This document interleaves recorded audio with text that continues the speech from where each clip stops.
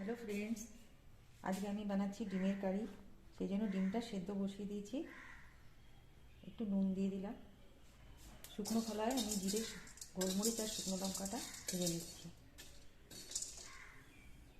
আমার ভাজা হয়ে গেছে, গ্যাসটা অফ করে দিলাম। কড়াইতে সর্ষের তেল দিলাম। এবার তেলটা একটু গরম হয়ে গেলে ডিমগুলো ভেজে নেব। আমি ডিমে হালকা হলুদ লাগিয়ে নিচ্ছি।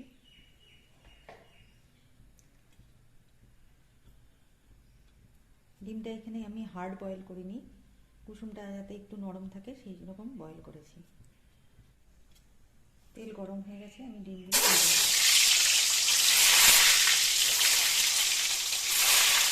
ডিমটা বেশি ভাজবো না, হালকা ভাজবো।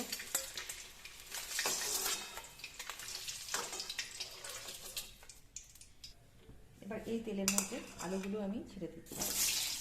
আলুটা যখন হালকা ভাজা হয়ে আসবে তখন আমি এর মধ্যে দিয়ে দেবো পেঁয়াজ কুচি। এখানে দুটো মিডিয়াম সাইজের পেঁয়াজ আছে। পেঁয়াজটা একটু ভাজা হলে তারপরে আমি মশলাগুলো অ্যাড করবো। পেঁয়াজটা ভাজা হয়ে এসছে, এবার এর মধ্যে দেবো আদা রসুনের পেস্ট। পেস্টটাই দিয়ে দেবো।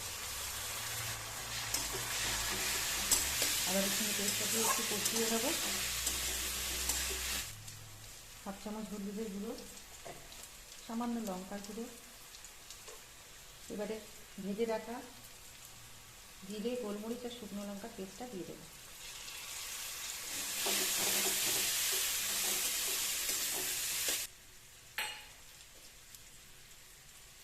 মশলার বাড়তি ধোয়া জলটা আমি অ্যাড করছি।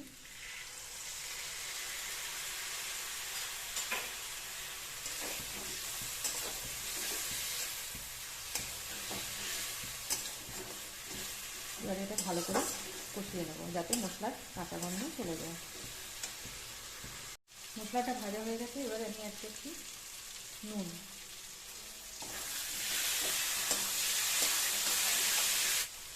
এবার আমি প্রয়োজন মতো জল দেবো যাতে আলুটা সেদ্ধ হয়ে যায়।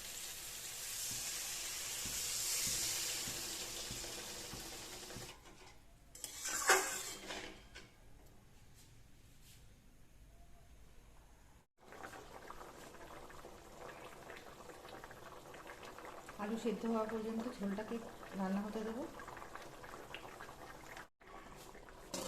ঢাকা চাপা দিয়ে দেবো।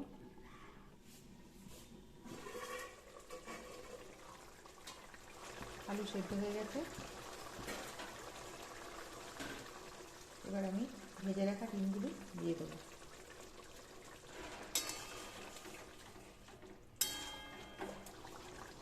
এবার এর মধ্যে আমি একটু কাশ্মীরি লঙ্কার গুঁড়ো, গরম মশলার পেস্ট, সামান্য একটু ঘি ফ্লেভারের জন্য দিয়ে নামিয়ে নেব। আমি চিনি দিতে ভুলে গেছিলাম, সামান্য একটু চিনি দেবো। ব্যাস তৈরি হয়ে গেল আমাদের ডিমের কারি। ছোটো বড়ো সবার প্রিয় ডিমের কারি।